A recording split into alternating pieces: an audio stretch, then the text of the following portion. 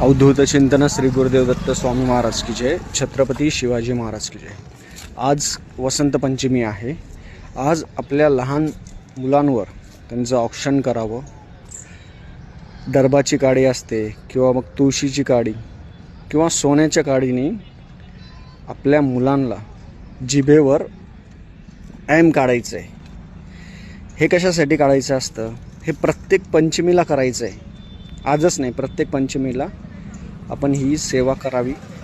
याच्याने आपले मुलं जर अभ्यासात प्रगती करत नसेल, अभ्यास होत नसेल आणि मन घाबरत असेल, मुलांच्या अभ्यासात प्रगतीसाठी जास्त प्रमाणे त्यांनी आज औक्षण करून जिभेवर सरस्वती वास करत असते। मुलांना चांगले संस्कार येण्यासाठी त्यांच्या जिभेवर मधानी किंवा दर्भाच्या काडीने ऐम काढायचं। असं दर्भ असतं, हे दर्भ कुठेही भेटेल तुम्हाला। दर्भाने त्यांच्या जिभेवर जीभ हे करून त्यांना बसून जिभेवर ऐम काढायचं। एडक्याचं ऐम, त्याच्यावर टिंब आणि ते मध त्यांना खायला लावायचं। नंतर जर त्यांनी व्यंकट स्तोत्र असेल, गणपती स्तोत्र असेल, सरस्वतीचा मंत्र असेल, गणपती अथर्वशीर्ष असेल, हे म्हणायचं किंवा ओम गणपते नमः। जर मुलं त्यांना म्हणता येत नसेल तर फक्त जिभेवर ऐम काढायचं।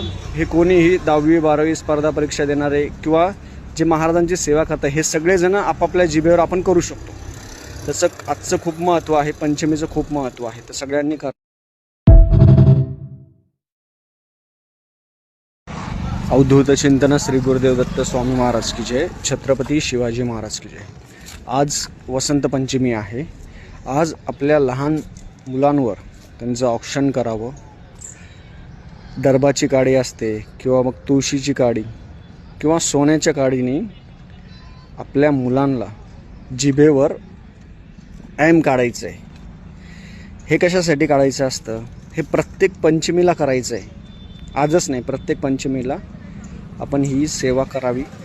याच्याने आपले मुलं जर अभ्यासात प्रगती करत नसेल, अभ्यास होत नसेल आणि मन घाबरत असेल, मुलांच्या अभ्यासात प्रगतीसाठी जास्त प्रमाणे त्यांनी आज औक्षण करून जिभेवर सरस्वती वास करत असते। मुलांना चांगले संस्कार येण्यासाठी त्यांच्या जिभेवर मधानी किंवा दर्भाच्या काडीने ऐम काढायचं। असं दर्भ असतं, हे दर्भ कुठेही भेटेल तुम्हाला।